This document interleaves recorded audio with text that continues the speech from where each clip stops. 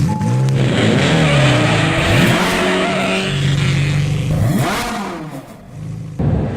morning, everyone. It's the Car Chick, and it is a beautiful day in mid-November here in Charlotte, North Carolina.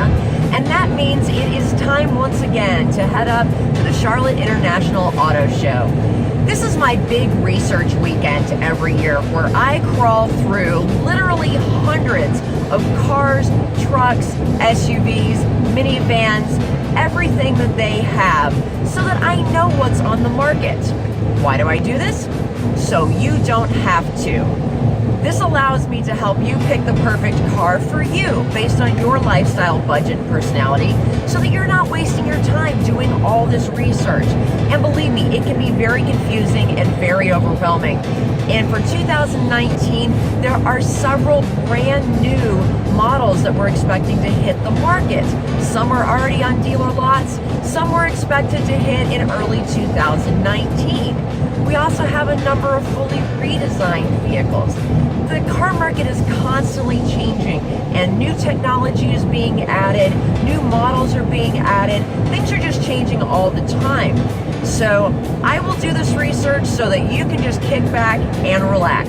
So come with me and let's head up to Uptown Charlotte to the Convention Center and check out the 2018 Charlotte International Auto Show.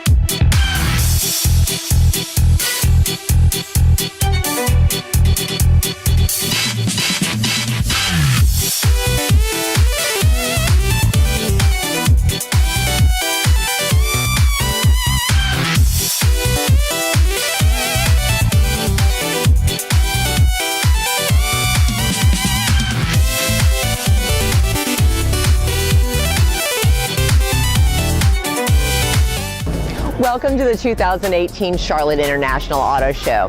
Now, every year I come here, I find a different theme that runs through the show. Last year, it was all about the new driver safety technology. And those same driver aids are here this year, and they've permeated through almost every make and model. And they've expanded on all the technology in the cars, and now you can even apparently get Alexa following you out from your living room into your car. I'm not really sure how I feel about that. But this year, the theme, it's all about the SUVs. The SUV market is the largest segment in the US auto market, and there are literally crossovers in every possible shape and size. So why don't we go check out some of the new ones and see what's here.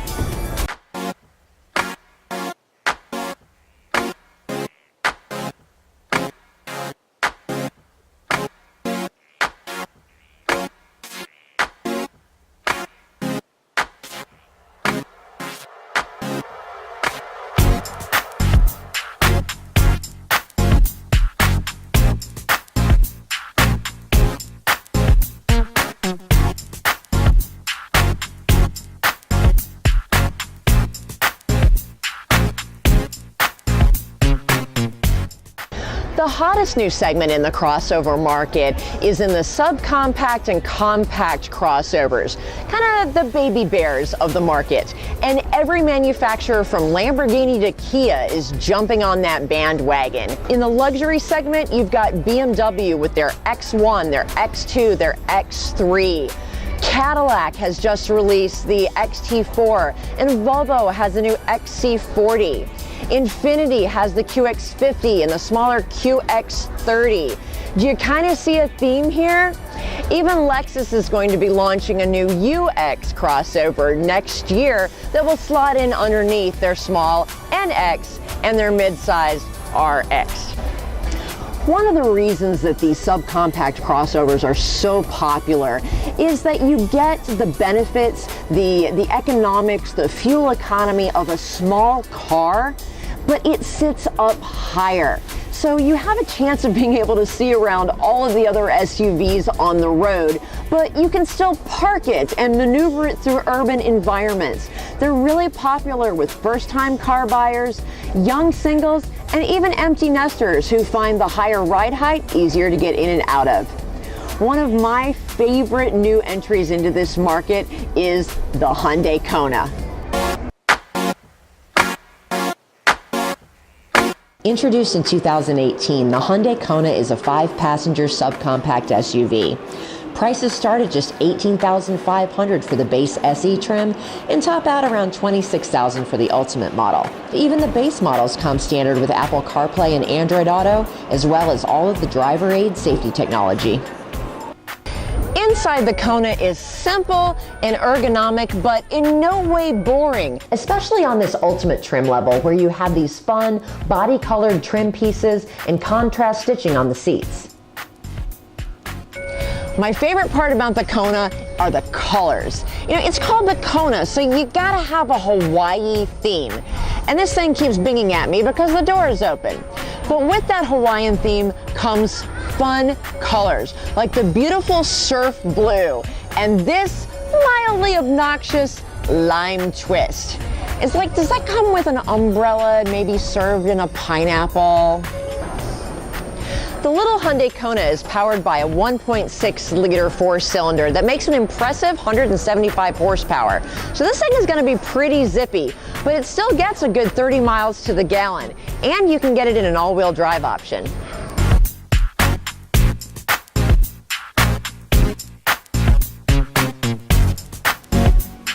Another exciting competitor in the subcompact crossover category is the new Nissan Kicks. Yes, they named it after a shoe, but it's kind of appropriate because it's sort of shoe-sized. In fact, Nissan classifies it as a hatchback. The Kicks only makes 125 horsepower, and there's no all-wheel drive option. So it's not going to be as zippy or as versatile as the Kona, but it does get better gas mileage at 33 miles per gallon combined.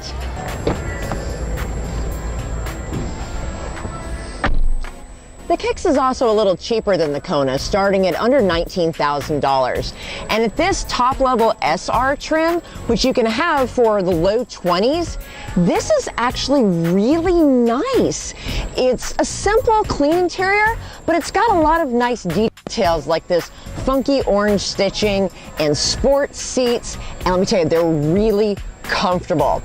The back seat is raised a little bit higher than the front seats. It's kind of on a little platform, so I guess it's good if you have passengers who tend to get car sick and they want to be able to see out the windshield. But despite the raised seating position, you still have a reasonable amount of headroom and some decent cargo space for something that basically is the size of a shoe.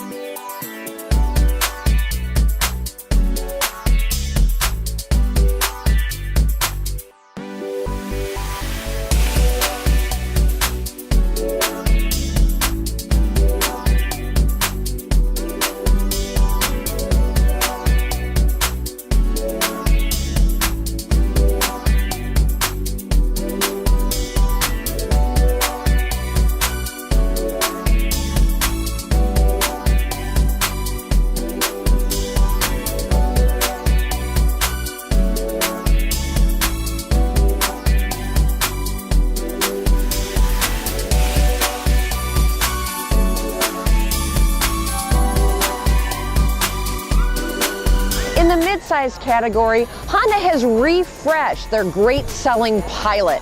They've put in more safety technology, and they've done some tweaking on that pesky 9-speed transmission, which has been criticized for being a little clunky. It's much smoother now. And Hyundai has also redesigned the Santa Fe. They have taken the 5-passenger 2-row version that was previously called the Santa Fe Sport, and now it's just called the Santa Fe. And the 3-row 7-passenger version is now called the Santa Fe XL. Makes total sense, right?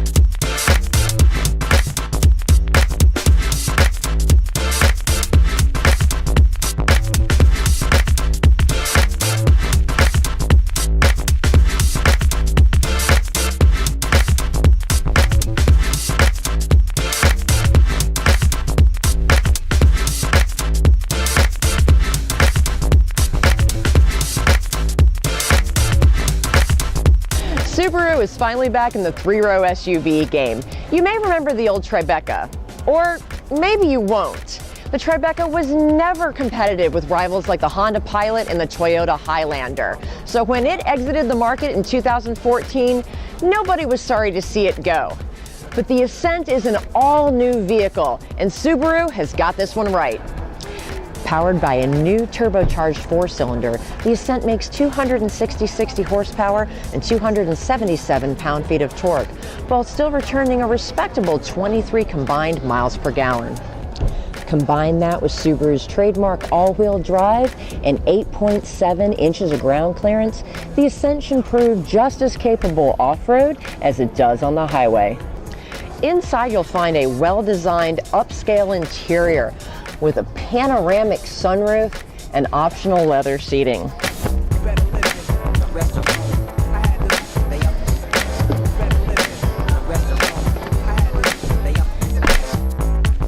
The Ascent boasts generous legroom, headroom, and cargo space, putting it on par in the roominess category with its rival, the Honda Pilot. So you will have plenty of room for the entire family and all of their junk. Subaru's driver safety eyesight technology is now standard across all models, and they have finally got Apple CarPlay and Android Auto.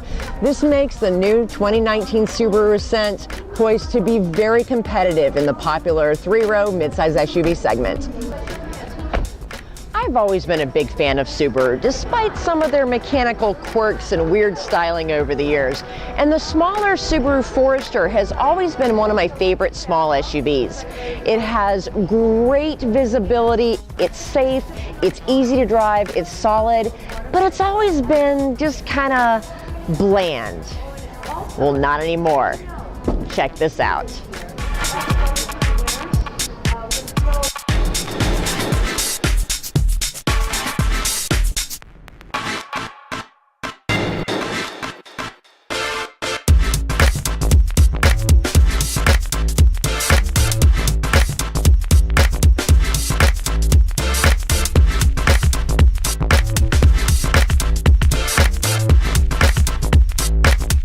Subaru has fully redesigned the Forester for 2019, and it is anything but bland.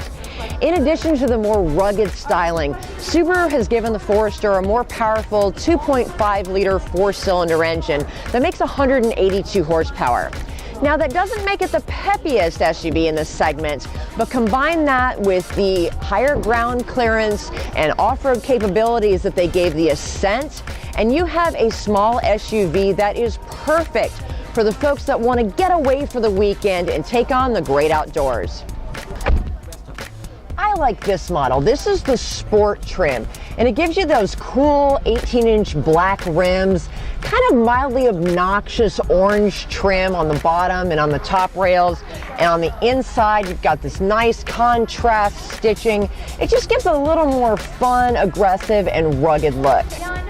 The Sport trim also gives you paddle shifters and some extra settings on this little X mode, so you can go from normal driving around to the snow and the dirt snow and deep mud, whatever you're going to do with this vehicle, the Forester can handle it.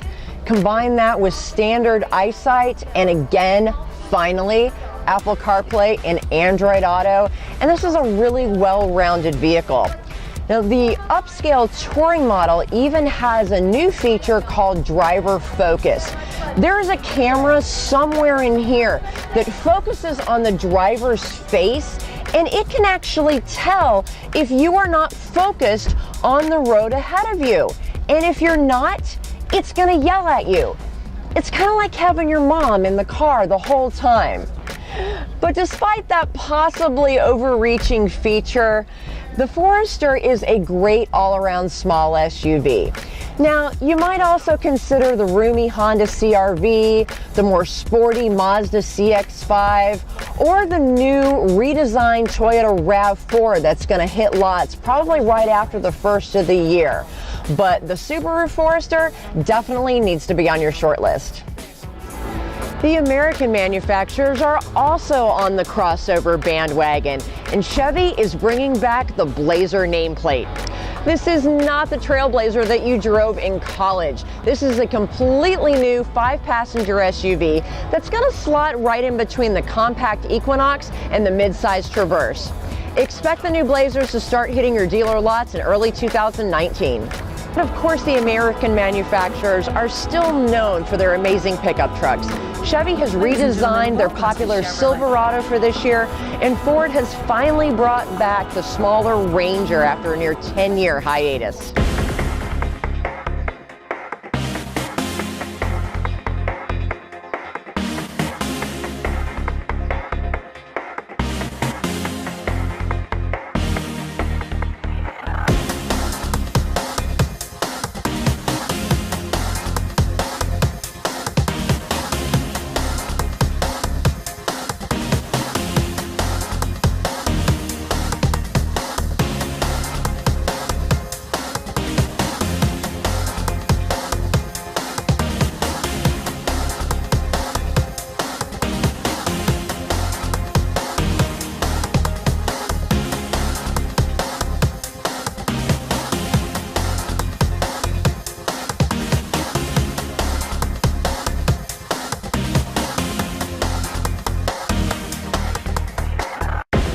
Even though 2018 can be coined the year of the crossover, there is one highly anticipated sedan that is here. In fact, it's right over there.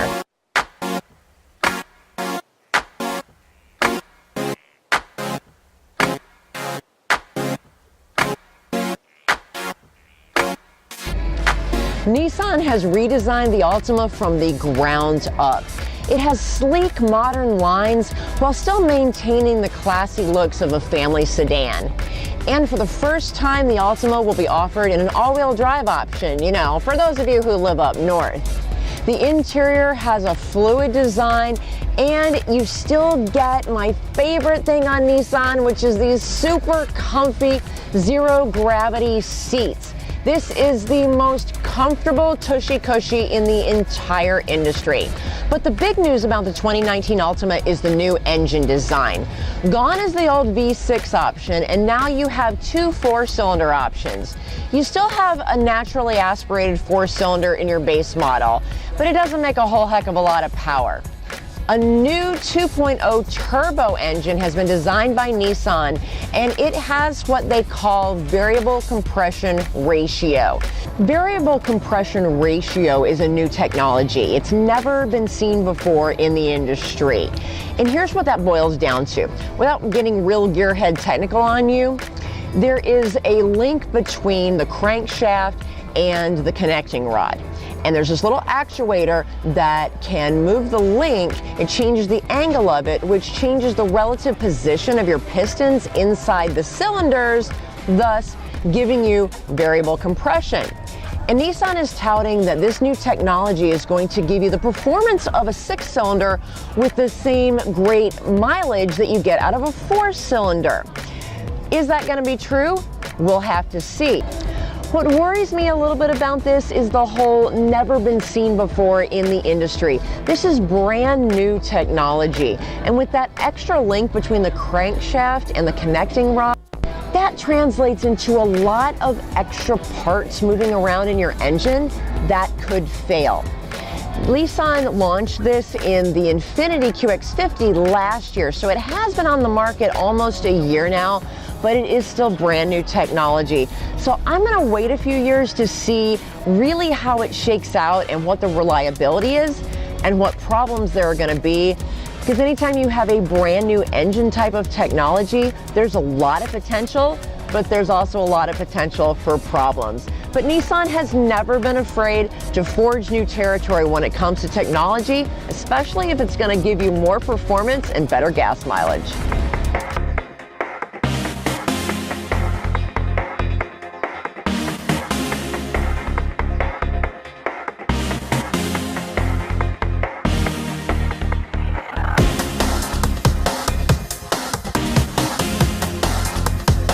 It is time to give out my awards for the 2018 Auto Show, starting with the infamous WTF Award. Now, for those of you that have seen my reviews in the past, you know that the WTF Award normally goes to the weirdest vehicle that has shown up at the auto show, the one that you just kind of look at and go, what the were they thinking? But this year is a departure from the norm. This year, the WTF Award goes to Hyundai, not for any of their vehicles, not even for the line twist Kona, but for these ridiculous outfits that they have forced their female product specialists to wear.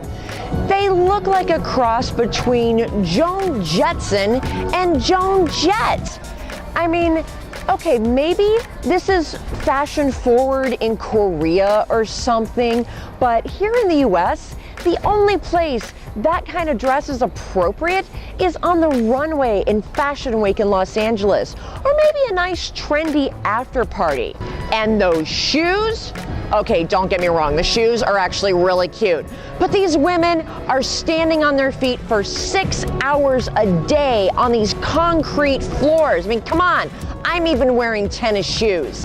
Now, these women know their stuff. They are amazing professionals in this industry, and they go from show to show, coast to coast, bringing everyone the information you need about every car, truck, SUV, and minivan in the Hyundai lineup. So for Hyundai, putting them in these little dresses that make them look like little girls instead of the professional, knowledgeable women that they are, that not only disrespects them, but it disrespects every woman who walks into the Hyundai area looking to maybe buy one of these vehicles. Hyundai, shame on you. You should know better. And as a result, you are the recipients of this year's What the Award. And finally, my pick of the 2018 Charlotte International Auto Show goes to the newly redesigned 2019 Acura RDX.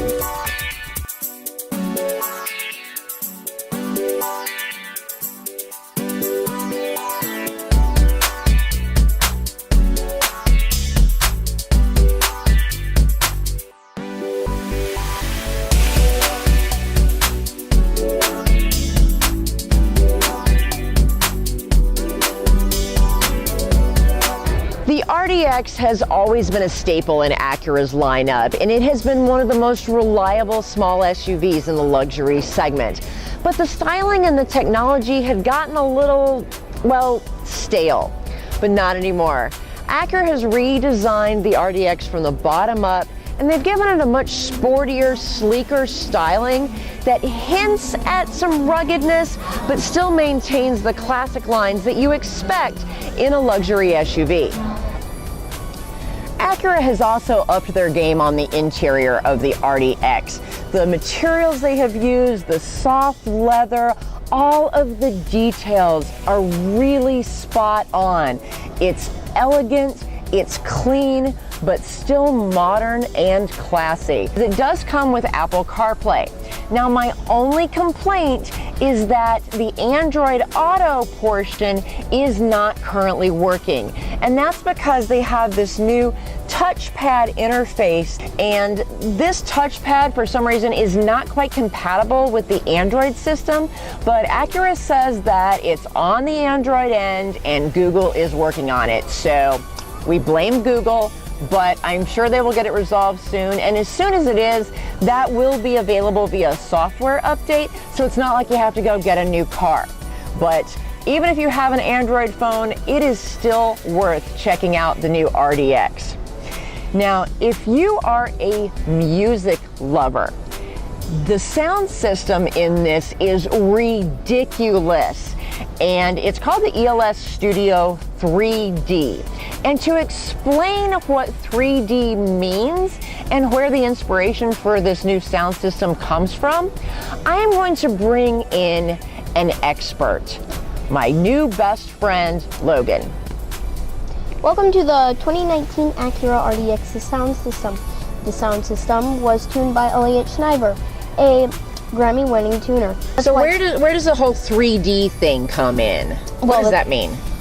At the press launch of this Acura RDX, they were talking about how in normal cars you can hear the sound directly from the bottom. But that's because the speakers are normally down here in the doors, right? Yes, and the treble speakers are of course up there and your mid-range is in the middle. But this system is designed for where there are 4 speakers on the headrest. Oh yeah, they're right up here by this giganimous sunroof that we've got. Yes, panoramic sunroof. And on the ceiling, there are 4 speakers, like I said. And so basically, you have a speaker down there, in the middle, and up top. So that's where the 3D thing comes in. But of course, on the standard RDX, the base, you get a 10-speaker audio system. And then when you step up to the Tech, you get a 12-speaker ELS audio system.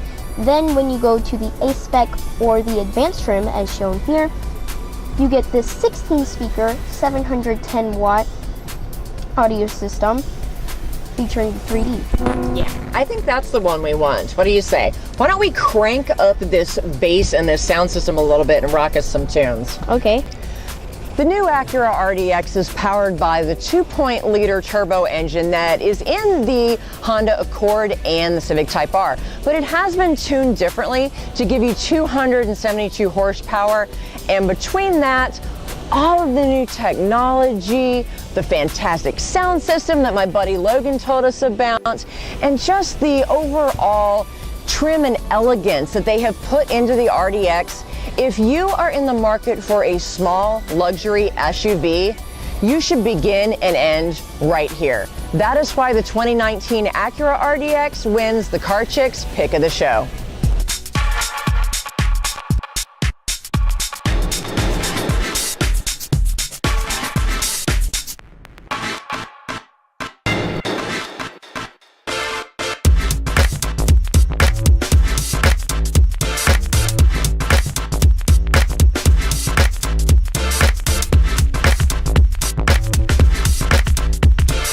Thank you for joining me at this year's Charlotte International Auto Show. As you can see, there are a ton of SUVs and crossovers on the US market today.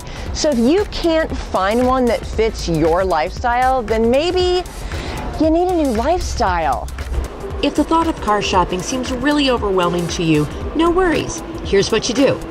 Just go to my website and reach out and schedule a time to talk to me and find out how I can help you pick the perfect car based on your unique lifestyle, budget, and personality. Like I said, I crawl through all of these vehicles so you don't have to. And then once we figure out what's the right vehicle for you, I'll handle all the legwork and negotiating for you. So all you have to do is sign the papers and take the keys. Car buying could not be easier. Thanks again for joining me this year. I hope you've enjoyed the review, and in the meantime, drive safely.